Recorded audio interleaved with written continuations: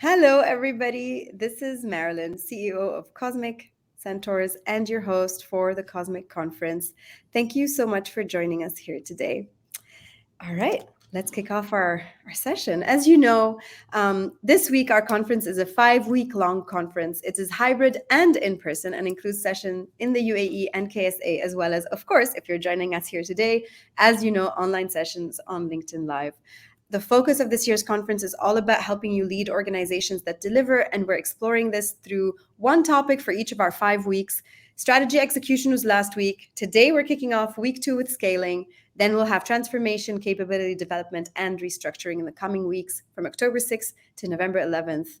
I will be joined by incredible thought leaders and academics who will share their insights, knowledge, and perspectives for a total of 11 online sessions and 5 in-person events. All of them, as always, are free to attend, and we're often asked why. Well, the reason is we measure our impact by how many people we help. And so we want to make our content and knowledge available, and we want to learn in public. But recently, someone asked us how they could thank us for this work, and we thought about it. Now we have an answer. You have 2 options. One, if you want to donate money, you can donate it to our fund, the Cosmic Centaurs Fund, which is dedicated to supporting women in Lebanon re-enter the workforce. Or if you have a few minutes to donate, you can donate your time to take our Future of Teams survey, and both links will be dropped in the comments. Week 2, as I mentioned, our theme is scaling. With more than 92% of businesses failing to scale, we want to dive deep into what leaders need to get it right in order to avoid you being in the 92 and have you be in the 8%. That's because scaling a business is a formidable challenge. It requires a lot of things to go right, from product market fit and customer love, all the way to having the right systems and organization in place to sustain that growth. Now, before we begin, show us some love, give this video a like, maybe tag someone who you think might enjoy it. And of course, please share your thoughts, your comments, your location, but also your questions with us. Patrick and I will try our best to get to those before the session ends. Today's guest is Patrick Flesner, growth mindset leadership coach, mentor, and advisor. Patrick has a unique and holistic perspective on leadership and business growth. He advocates a growth mindset leadership style that encourages continuous learning, resilience, and a focus on progress towards the ultimate goal. Additionally, Patrick has encapsulated his invaluable insights into scaling businesses in his best-selling book, Fast Scaling, and more recently into the Leadership House. Patrick, thank you so much for joining us today. I'm happy to be here, and thanks for having me, Marilyn. And before we start, I think it's a great way of summarizing what you strive for, like saying, we want to help people. And I think that's also always my goal when I wrote a leadership book or a scaling book. It's about helping. And unfortunately, by writing books, you don't get rich. But the feedback is so rewarding that you sometimes get in the morning from LinkedIn somewhere in the US, in the Middle East. I think, if people appreciate that we help them, that's just amazing. Yes, I mean, I have a folder on my computer that's called the gratitude folder. Cool. And it's where I keep screenshots of the feedback that we received, no matter how we've supported someone. It could be a talk like this, it could be an article, it could be a quote, whatever it is. I keep it, and on darker days, I go back to my gratitude folder and I read the feedback. I think that's what matters the most. That's wonderful. I will have a folder as of today. Unfortunately, I didn't have this before. I think that's great. I published an article for the Inc. magazine about self-doubts that all leaders face. And my co-author, Tanveer Nasser, he said, you should keep something for the rainy days, something you achieved, that helps you overcome your self-doubts. It reminds me a little bit of this. Yeah, for sure. I mean, we are going to talk about this extensively, but I think all leaders, founders, entrepreneurs, business owners, whatever they call themselves, right? I think we go through, pits and peaks, and on the pits, we think we're invincible, right? We're so convinced of what we're doing. We have faith. We're very positive. And on the peaks, sometimes it's like, I'm just going to go be a waitress somewhere, And so something to pick you up from, something to remind you to be humble when you're on your peaks, and something to pick you up when you're on your pits, I think is very, very helpful. That's life, yeah. by way of introducing, our topic generally, as I mentioned earlier, only about 8% of organizations succeed to scale. There's a couple of sources I want to cite, just kind of set the tone before we begin our conversation here today. First is an HBR article by John Hamm that puts forward the question of understanding, do startups fail because founders flounder? That's a difficult one to pronounce. They have 4 reasons that they cite there, but 2 of those 4 reasons resonated with us because we've been talking a lot about them in the conference. The first one is single-mindedness. We call it narrow leadership, and it's when leaders focus intensely on one singular aspect: product quality, innovation, something that they feel very strongly about, and it hinders their ability to consider diverse opinions and Yeah, perspectives. I contrast that with holistic leadership. yeah, Um, you and I will share about this, and I have a lot of questions for you on yeah, the core skills and the mindsets that leaders need to sustainably grow their organization.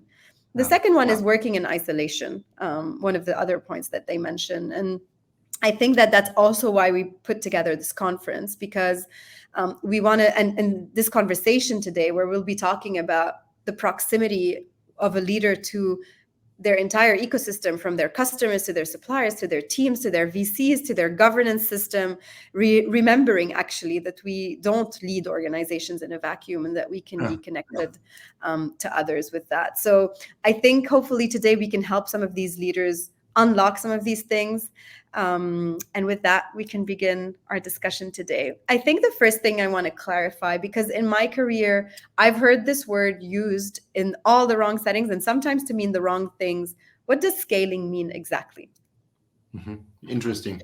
Yeah. So, I mean, I would say scaling is for me the phase where it's all about capturing market share, Mm-hmm. kind of after having proven that the business model works, we enter the scaling phase. So there's probably not this one point in time where initial growth or initial traction turns into scaling. But I would say this is kind of the explanation I have for this. It's not about initial growth. It's not about getting to product market fit. It's the phase thereafter. That this is also probably why companies are called scale ups versus startups, right? Yeah. Yeah, absolutely. And in your first book, that is called Fast Scaling, you are a defender actually of slow and steady at this point, right? So you do talk about the importance of thinking through the role of speed and time in being able to actually leverage your post product market fit phase. What is your perspective on speed when it comes to scaling organizations? So, I mean, fast scaling is a book that I've written after Blitz Scaling by Reid Mhm. Hoffman and Chris Ye. And also one reason was that many founders only talked about Blitz Scaling. And Blitz Scaling is all about prioritizing speed over efficiency. Mm. And I think that this is a valid growth strategy, but only for very few companies. Companies that are in winner takes it all markets, where really it's all about speed. So scooter companies I always use as an example. If you have this scooter company and you focus only, I'm in Germany, let's say you focus on Hamburg and try to validate your business model, overnight other scooter companies will be everywhere, and there's no chance to succeed. So for these kind of companies that are active in these markets, speed is everything that matters, and they need to build their planes while flying. But these are the rare exceptions. In general, it's like our humans. No, we start crawling, then we walk, then we run, and we have even learned to fly, right? So, but there's a reason for this, these steps. And I think this is also true for startups or businesses, even in large corporations. If they want to build new businesses, it's about taking it a little bit slower at the very beginning to really validate that there is a business model, that the customers are satisfied, that we have a channel through which we can distribute our products. Our technology is scalable, so that we say, okay, that's really working, and only then we invest heavily in growth. And this is, I think, and you've mentioned the HBR article. I found one report from Genome Report. Um, Mhm. no, and they also did a study together with Harvard and I think Berkeley, Stanford and Berkeley, and they analyzed roughly 3,000 startups and came to the conclusion that most fail because they try to scale too early, what they call premature scaling, right? And so and that actually confirmed my view of scaling and leading startups. And I think it's in a nutshell, speed is important, but first it's about building a solid growth foundation. Right. I mean, it reminds me of that fable with is it the bunny and the what do you call it, tortue. Now my English is missing out on me. Like there's a French fable. When we were at school, we used to study De La Fontaine, and one of the lessons was there's no point in running, you have to start on the right footing. That's kind of Yeah, the lesson of yeah, it. yeah. And so I think that's a really interesting point, actually. What does it mean to scale too early? First of all, how do you know that now is the right time to begin? What are kind of, how do you identify that you've gotten to a place where it is now time to leverage this Yeah, market fit that you found? How do you determine yeah. that moment? So in fast scaling, I describe 5 building blocks. If they are in place, I would say you have a solid high growth foundation. And the first is you have generated product market fit. And no, it's not all that matters. What good is a nice product if you cannot distribute it on valid Mhm. economic terms? So it's also about what I call product channel fit, finding a channel through which you can sell your products. Uh, Certainly, scaling does only make sense if you're really targeting a large market, which is the third building block. And unfortunately, most founders I talk to overestimate the market size. Hmm. Um, and then we have certainly also the technology that must be stable, secure, and scalable. And I've experienced it myself as a board member, where everything was just nice, and then the tech couldn't cope Great. with the growth exactly. And the final building block, and then I think having product market fit and having product channel fit leads to this building block, is strong unit economics. That you see Hmm. that you generate a good customer lifetime value compared to your customer acquisition costs. All this in place for me is a good sign that you are ready for scaling the business. And so, talking about that, just I always go back to product market fit Yeah, because I'd love for us to have a kind of explicit definition of how do you know that you found that? How many people need to have bought your product? Is it about their reviews? Is it about their recommend, like their NPS score? Like, what do you look at to yeah, say, done, we have it? yeah. I think what I always say is that product market fit is not binary. Mm. You cannot say now we've got it. That's there is no number. There is not even NPS. I love what Bill Gurley once said. If you sell $100 notes for $80, yeah, You'll get a good NPS. incredibly you will scale fast, and customers will love you, but it's not a valid business model that you're pursuing. So NPS is just one metric that you can use, and I think it's a good one if you use it properly and at the right point in time. So that you cannot ask NPS in all customer touch points, but after a customer has really experienced your product, and you can ask that customer, are you satisfied, would you recommend it? I think that's one point.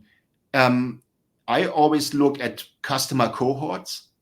So imagine, the first customers in January. How do they behave? How are they engaged with the product? Do they come back, or do they stay? Do they terminate the contract? And then you look at each other customer cohort and want to see that the KPIs are improving. If you're Mm, constantly improving your cohorts, it's actually a good sign that you're getting closer to product market fit. And I love finally, that. pardon me? Yeah, go ahead. I love that. I'm going to comment on it. That's such Yeah. a great point. Yes. And finally, And finally, it's again unit economics. Yeah, if you measure your customer lifetime value and your customer's acquisition costs, and you sense that it makes sense to acquire customers because the return is good enough, it's also a sign that your customers are satisfied, that really solving a need in the market. yeah. I was just going to comment on this cohort thing because that's the first time I've heard it framed this way. And I think that's such a beautiful insight in the sense that obviously you're not going to get it right the first time. You Yeah, are going to, you're hopefully going to continue to improve and iterate, and yeah, thinking about it in customer cohorts and seeing that the trends on the things that you measure are improving yeah. progressively is such a great way to be able to measure progress towards that product market fit. I think that's such a great way of putting it. And also, I think allows founders to have empathy for themselves about maybe the scores in the first one, and then as long as we get better, we'll get there, and that's what matters, really. I think that's a really insightful way of looking at it. One of the things that gets people to Mary, let me stay. jump in here. Let me jump in because I think the beauty of what you've just said, you see incremental progress. Hmm. That's encouraging, right? If you're like in an NPS of 0 and you want to get to 40, this is like discouraging, right? But if you look at cohorts and see progress month over month, this is encouraging and also gives you the feeling that at one point in time you will be at 40 or 50 at NPS, and that's the power of incremental steps and incremental progress. Yeah, and compounding effect, right? Like Exactly. eventually you'll emerge. It'll not be when you planned it, but it'll happen as Yeah. long as you can get better, a little bit better every day. I used to always say this to my team: if we do one thing better every day, imagine by the end of the year Yeah. where we will be. I think that's a really kind of Yeah. wise way of looking at it. Yeah. One of the reasons why people scale, I mean, if they're lucky, obviously, this is a very successful story. If they're lucky, they raise money. And sometimes VC money forces you into paths or plans or accelerated growth that maybe would not have been the wisest way forward. How do you advise founders who are successful in that way? So, founders who manage to build a compelling business case for people to be interested in their product, for when they do take the money, in order to continue managing things in a way that is sustainable. How do you advise them to approach this relationship and the kind of pressure that they'd be getting from VCs? So yeah, as I also work as kind of a coach. I don't call myself a coach. I'm more like a mentor, working long term with people. Um, when it comes to the decision whether to go down the VC route or not, I think that's important to take a lot of time there. Because as you say, if you go down the venture capital route, it's about scaling the business fast and about increasing the company valuation again and again.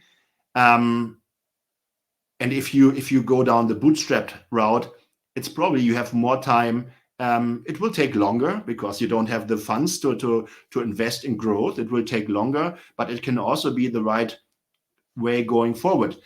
All depends on the company, on the market. But I would say VC is not always the right means that founders should look for. Then if it comes to scaling or raising funds to invest in growth, maybe a few points I always advise founders is: first, don't look only for the highest valuation.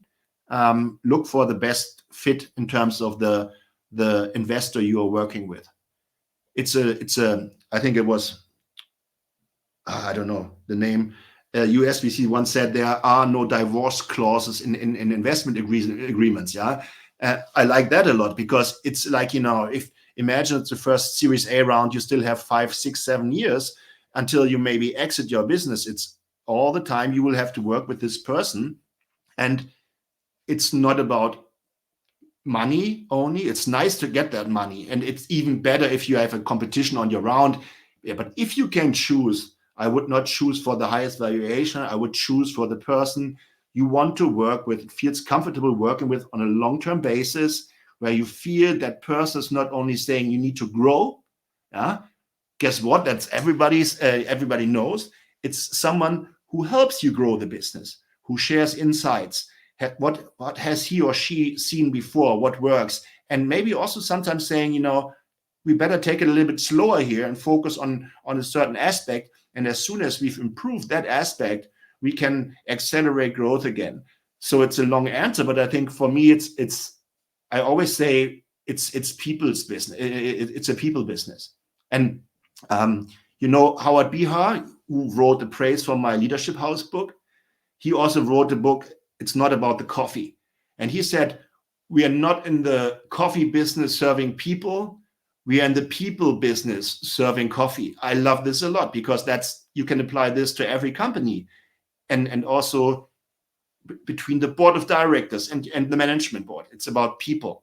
And if you have a strong team, if you have strong people around you, you will find a way to scale the business. I'm convinced. Yeah, I mean, I've definitely learned that as an entrepreneur at every layer of my network, be it the people who work for the business, the people who advise me, the people who come to our events, the people who recommend us to someone. I like our entire company is based on those relationships. I think that's Yeah, really meaningful. And I wish maybe that we should start integrating divorce clauses into investment agreements. I've seen so yeah, many companies that had a very promising product end up, you know, drained out simply because of a dispute or a disagreement with VCs on the right way forward. So I think that relationship has a lot to kind of grow and mature, and maybe there should be a divorce clause.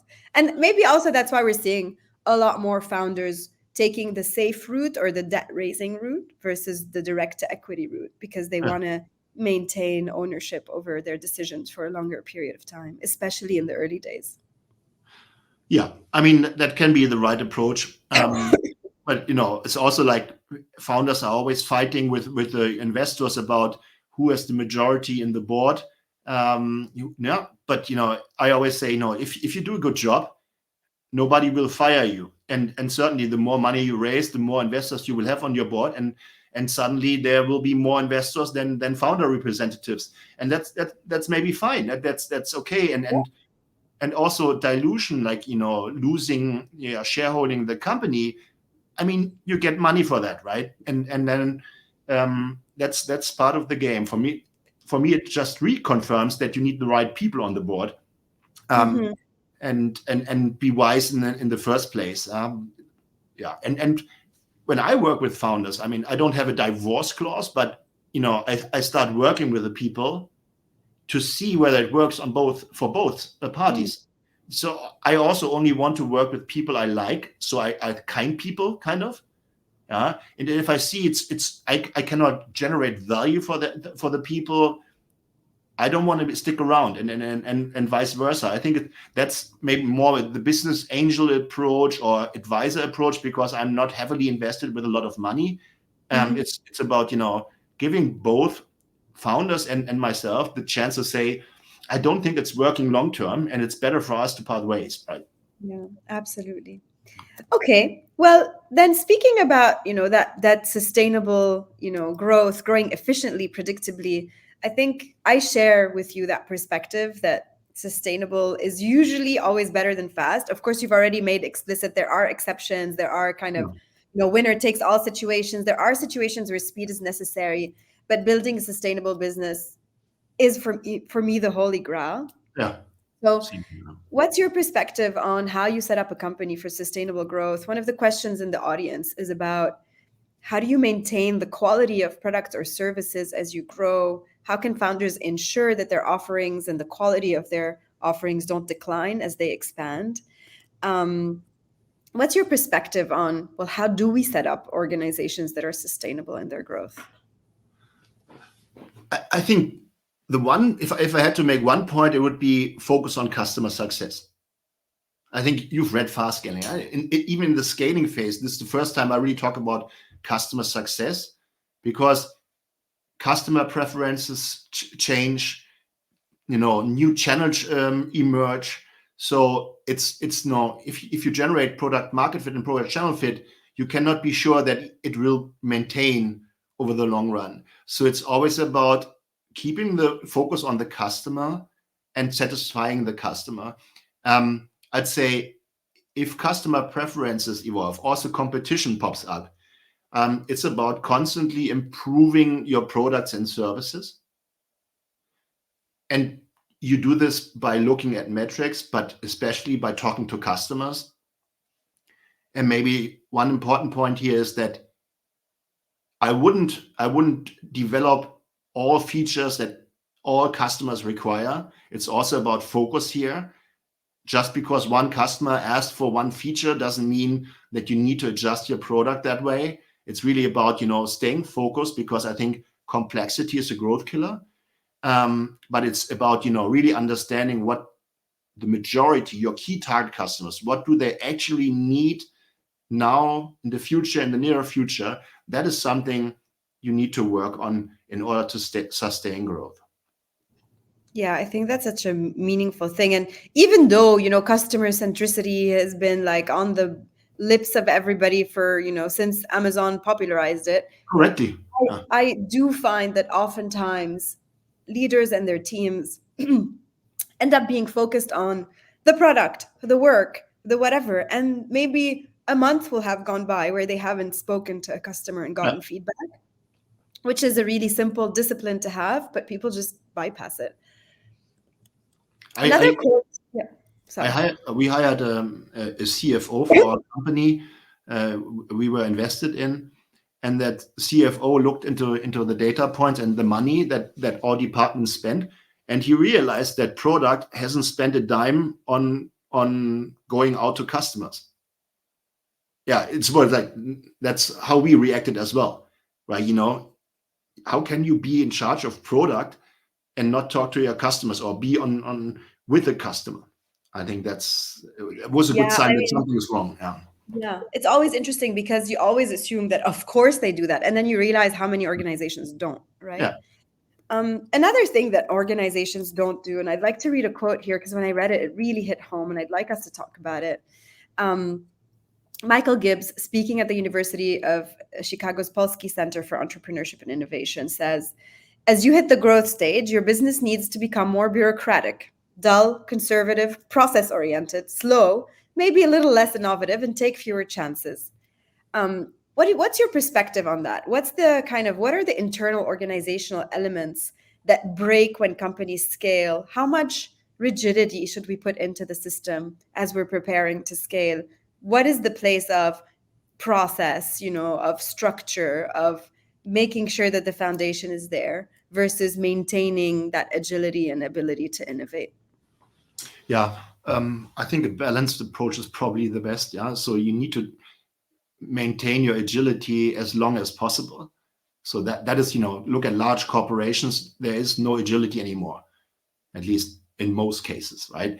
Um, from a organizational perspective, maybe 2 points. First is when we talk about startups and scale-ups and they get to the growth stage, I always talk about leadership debt, which means it's also written, described in my second book, The Leadership House.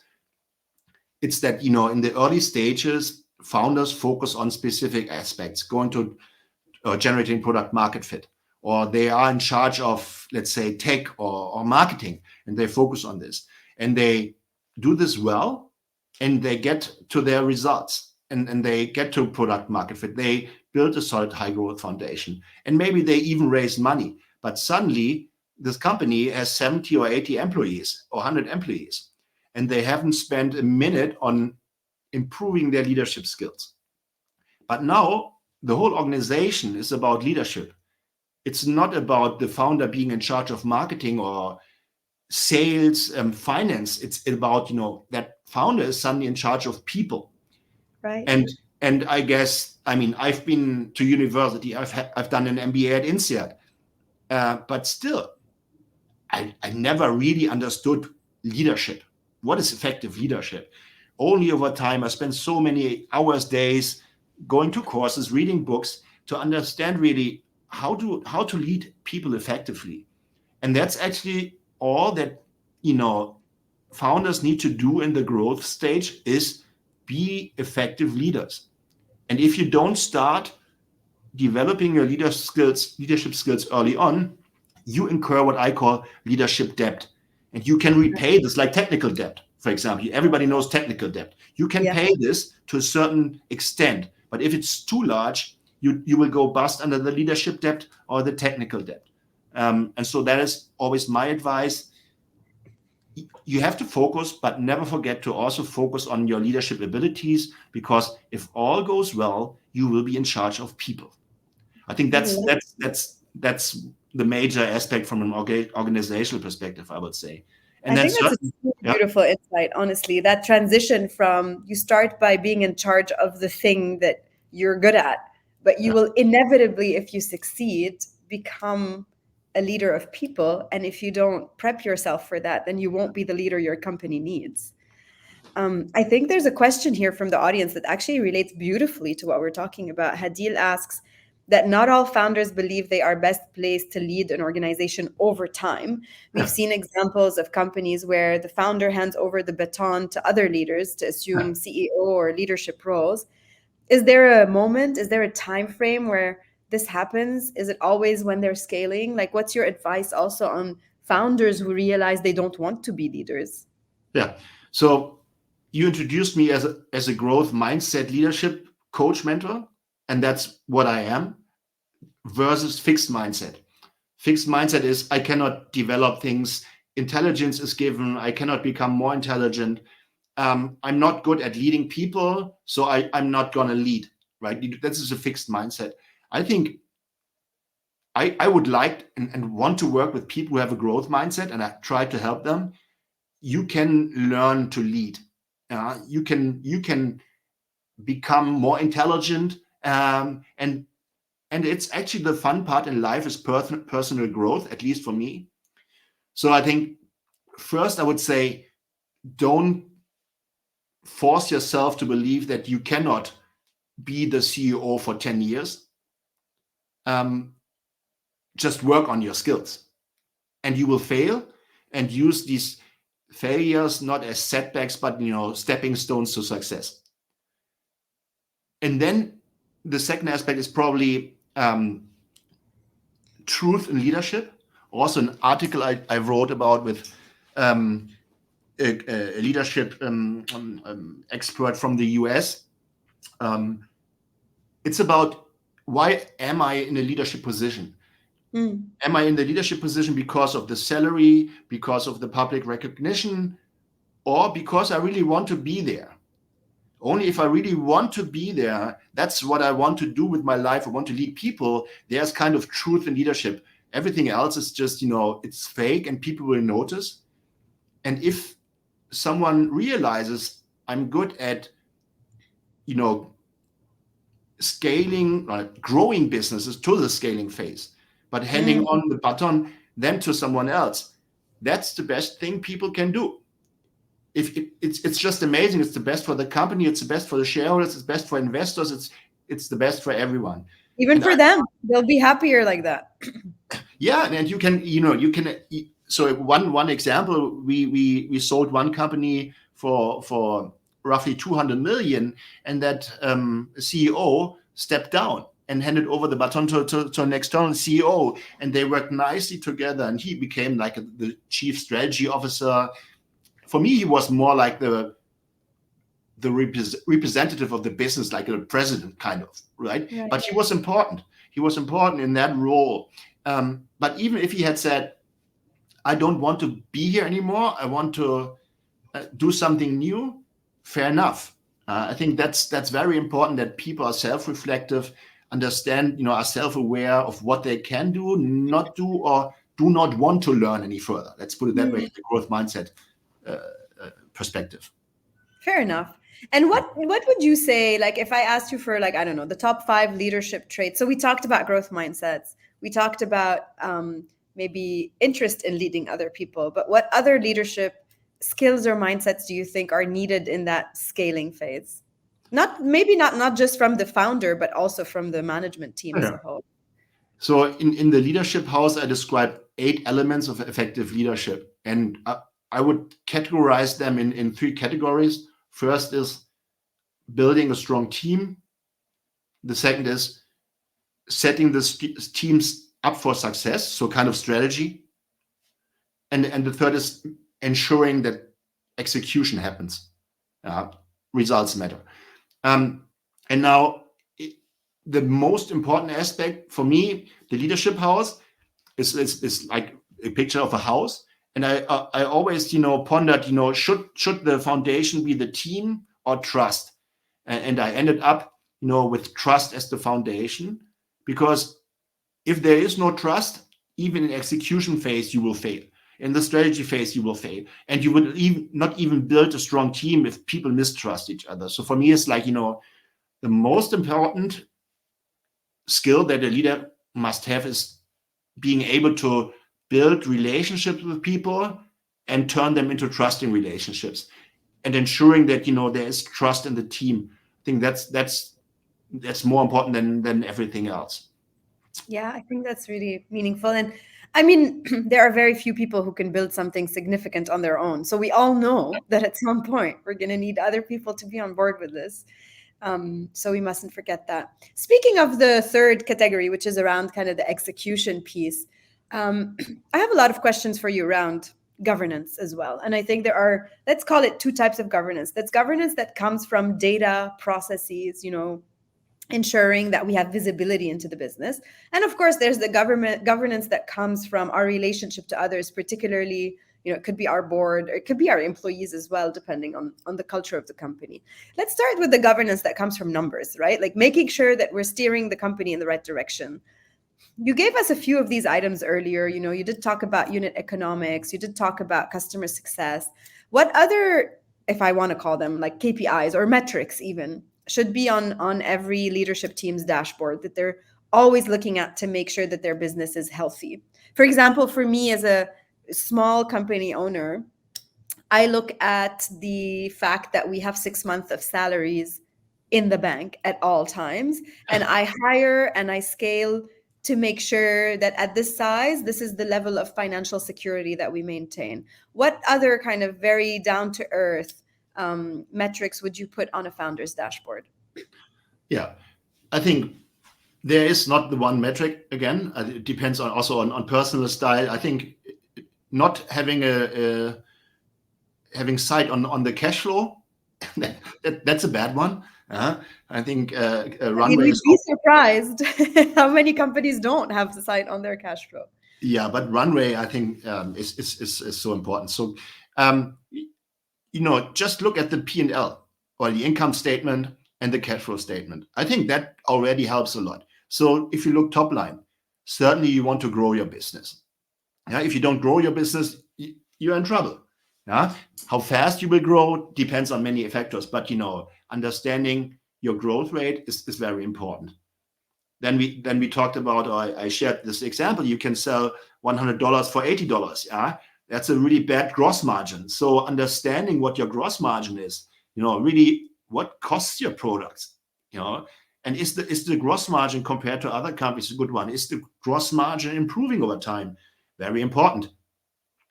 EBITDA is about profitability. Yes, I mean, depends on where you are on your journey. Yeah, it can be a negative one, but is this EBITDA percentage compared to revenue? Is this the right percentage where you want to be? And for example, in SaaS businesses, you have specific metrics for measuring growth, like the rule of 40, which says growth rate plus EBITDA should be more or less around 40. This is a good one. But if you look at P&L, you can really nicely understand your business if you compare your costs to revenue or to revenue growth. You can even say EBITDA margin is not as I want it to be. So guess what? The next question is why. If you realize actually your customer acquisition costs are good, seems your sales and marketing costs are not the problem. So where is the problem then? Is it in product? Is it in tech? Is it in G&A? And you can go down. And then you can see maybe in G&A, also see at employees, how many employees do you actually have? Profitability or productivity per employee. So I think when I work with founders, I always look holistically at all metrics that I can get to understand where is the problem. And there's always a problem. But where is the problem is the right, the right question. And then it's about working on solving that problem. Yeah. Um, I want to share my own experience. I mean, a lot of the work that we do is also supporting, founders of leaders of businesses in essentially having an organization that can deliver. And sometimes we go into these companies and there isn't even like usually there's always financial metrics, but to your point, like, because of course they have an accountant somewhere and they yeah, file their financials. That's like the regulatory requirement. But then when we say, okay, now let's analyze, just as you said, like what is behind this number? Like let's yeah, look under the hood of what constitutes your P&L or what constitutes your whatever. yeah, Then we realize that actually management teams don't track these things. And I think that what our experience has been is that, like, this is what we have companies that we work with do, and obviously it doesn't work out day one, right? Like, you can't say, oh, actually I now realized I have to go and track all these metrics that are underlying my business model. What you're going to realize when you do that, when you start listing them, is that actually you don't have the capacity to track them, because you don't actually record these things, whether it's, on the sales side with your lead cycle, or whether it's on the quote unquote efficiency side with your production teams, or whatever it is. And I think the exercise of listing those metrics, first of all, realizing that you can't track them, which means you're blind to part of the functioning of your company. Yeah, And then going about the process of figuring out how to track them usually leads you to fix actual process problems, yeah, or to realize actual customer problems that you hadn't before. And so I think that discipline of looking under the hood and progressively building towards that dashboard will also enable you to fix so many things as you're doing that, because the yeah. dashboard is just the outcome of a clean process, which means if you don't have a clean dashboard, maybe there's a lot of stuff to fix, ahead of it. Let me add on this. I mean, if on the dashboard you can read 30% EBITDA, yeah. So what? So what? So Yeah. what? Yeah. Good, bad. Why is it 30? Why No, isn't it no. 35? Yeah. Yeah. So yeah, couldn't it be higher? Or should we invest in growth? So it's just a number. It's just a number. And then the second aspect, NPS is a good example. Whenever I see NPS scores, that's maybe the opposite of trust. I always mistrust this number. You know, so many people artificially inflate the NPS score because they only ask Ask- specific people, or yeah. they say things like, please give us your number, but only if it's a 9 or a 10. Yeah. So yeah, Okay. if you do this, you get a nice NPS, but the NPS doesn't give you anything. It doesn't help you steer your business. So artificially inflating numbers is actually, people are doomed to fail, actually, I would say. Yeah, for sure. And I think that also beautifully links us to this discussion about governance, because, I always say, like, I don't consider myself to be, quote unquote, what I call a real entrepreneur, in the sense that I didn't spend years obsessing about this market problem that I Uh, wanted to solve. I decided I wanted to start a company and then picked my favorite problem to work on, but I call myself a business owner. But I think that hardcore entrepreneurs, I always say they're liars by design, in the sense that their job is to invent a reality that doesn't exist yet. So a lot of what makes them incredible entrepreneurs is their ability to invent, is their ability to go outside of the line. It's their ability to live in the yeah, gray area. And that's why they need governance, because actually maybe a lot of them are not equipped to be like good administrators. Like, I'm a much better manager than I am an entrepreneur, right? So I'm a yeah. great, things are figured out. We have our dashboard, everything is clear.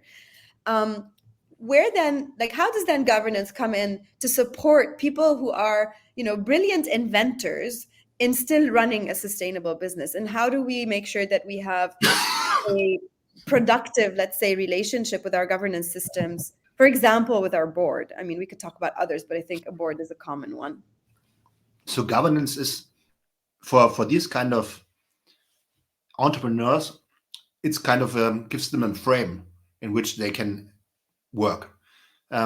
Governance between investors and or board and management, saying, you can do everything that is operationally in the course of normal business, but if it's outside, you should discuss this with your investors. These kinds of rules make sense. For me, an entrepreneur should discuss this with the investors, even if there wasn't such a clause in the agreement, because, as we said, it's about team and about tapping into the knowledge and the experience of investors to embrace this decision-making process. Yeah, as we all know, results have to do with luck. No, so we can all we have is the ability and the power to create strong decision-making processes, and this is what governance is for. The result will depend on externalities, crisis that we experience, that we cannot control, and that's dichotomy of control, that we should focus on only what we can change, what we can drive. The rest is outside of our hands, and governance is a means for this, for great decision making processes. I love that. And I couldn't agree more. I always say you can't measure the quality of your decisions by their outcomes, but only by Exactly. the process that led you to them. And so embracing, I remember when I was the CEO of the opera, the auditors sent me their reports. And I might have been the first CEO to ever call them and be like, this is incredible. Can you come and explain all of this to me and tell me about your findings? And they walked in, they were kind of unsure if I was being serious because normally the relationship there is so antagonistic, right? And they came in and they explained things to me. I'm like, wow, I feel like I have a whole new layer of understanding of this business that I had just recently started overseeing. And they were, it took them till the end of the meeting to truly believe that I wanted to listen to them. But I think thinking of those relationships as decision making support, Yeah, as an extra layer of data or opinion or perspective or personal experience.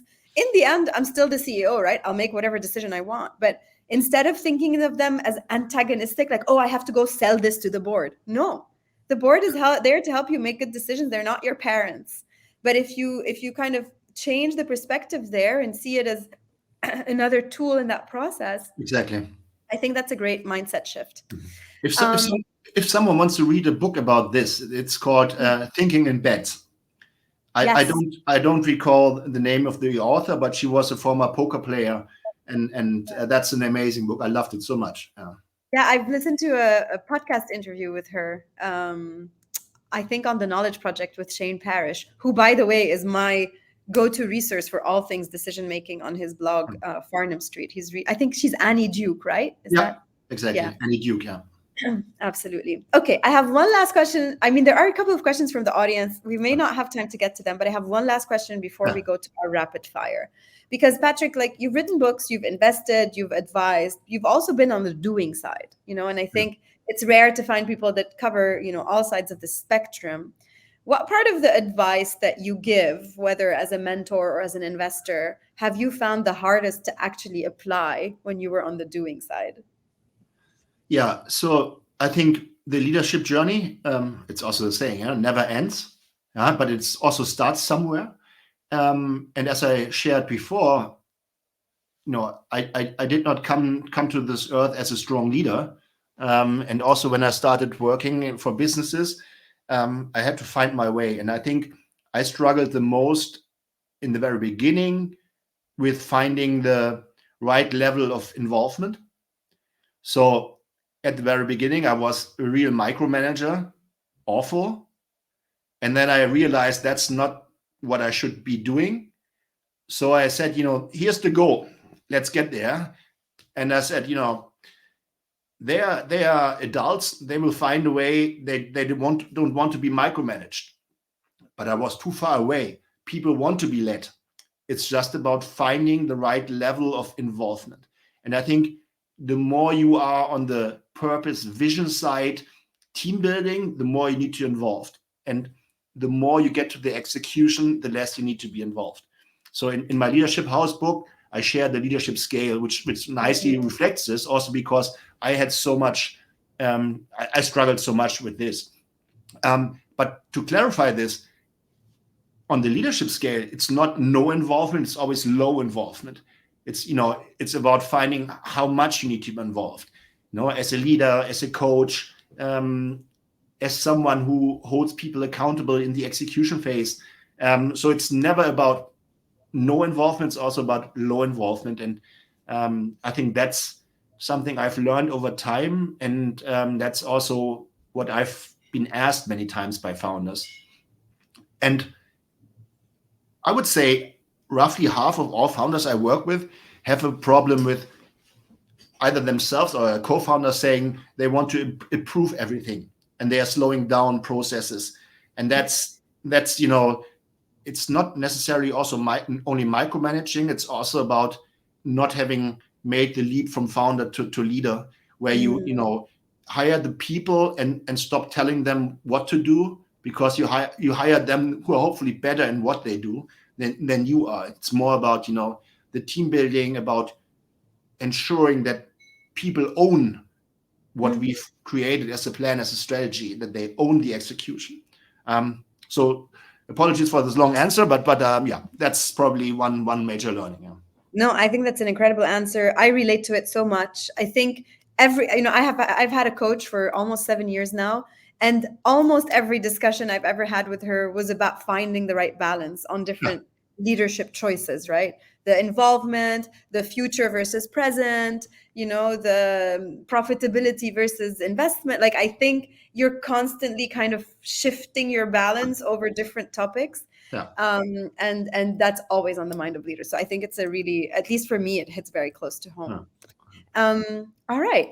With that, we're coming close to the end of our time here today. Although there are still a few questions from the audience, maybe we can get back to them in writing later, Patrick. I'll share with you the link for that.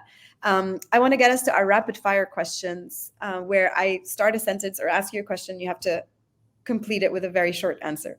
Okay. So the first one is, great strategy is. Great strategy is a strategy that leads to a great outcome. Yeah, sure. We can all agree to that.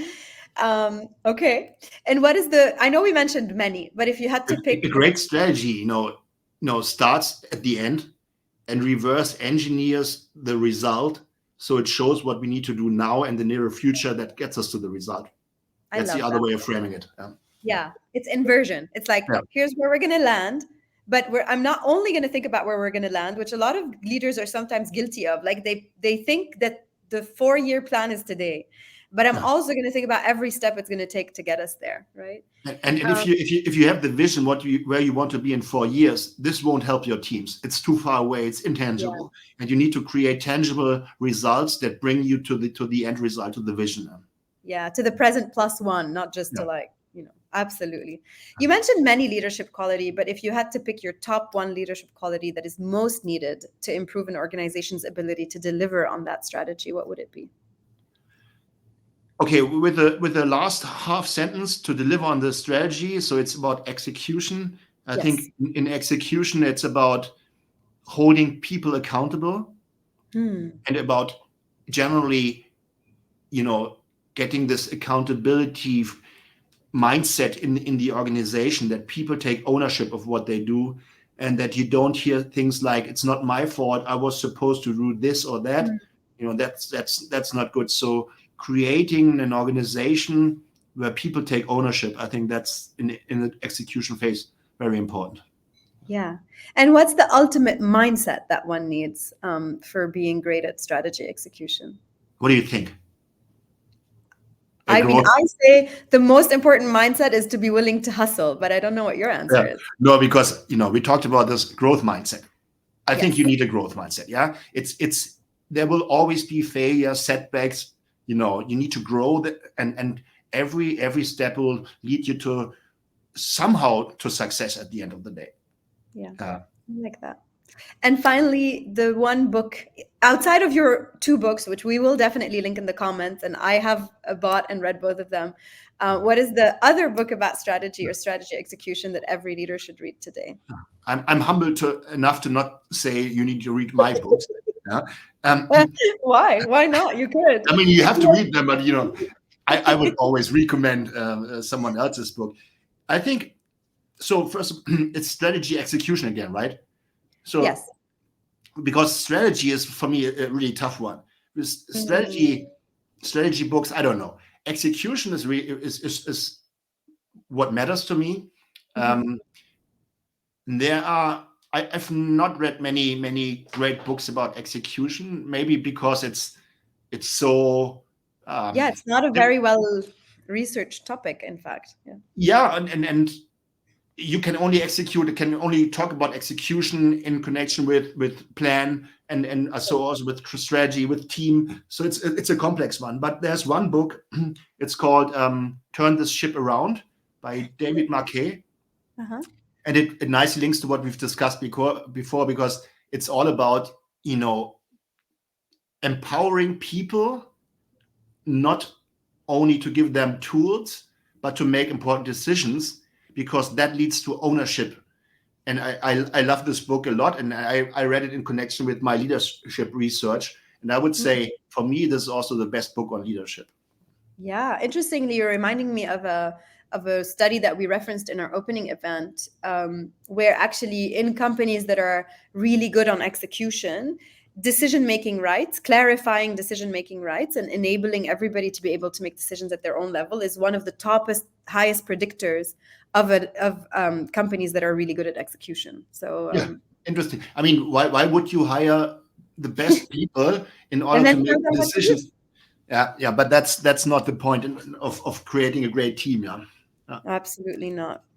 And with that, Patrick, we've come to the end of our time today. I'm sorry to hear it, actually. I think like there's so much that we can discuss. There's so much that I relate to also through my various hats. You know, I've ran bigger companies. I've been the number two of a number one who Yeah. I could observe from the outside. I'm now leading my own organization. I think in a lot of my roles, I resonate very strongly with a lot of what you say and a lot of your messaging. And I think we align on so many different things. So Yeah. thank you again for joining us here today. Yeah, welcome. It was fun. Thank you, Marilyn. Yeah. Good. I'm glad you had a good time. And of course, thanks to all of our attendees for joining us and being part of the discussion. Some of your comments are still there. Patrick and I will go and answer them later. We're so happy that you joined us. The video will be available on our pages, on YouTube, on our website very shortly, and we'll share those links if you'd like to come back to this session. And of course, as always, if you did find this session valuable, and you can either give back by donating a small amount to the Cosmic Centers Fund or a little bit of your time for our research on what makes people engaged at work. Those links are in the comments. Please join us there. And then do join us for our next session, which is all about leading the long-term game with Richard Fitzgerald from Augustus Media on Wednesday, October 18th at 4 p.m. right here on LinkedIn Live. And thanks again for being with us through today's session, and see you then.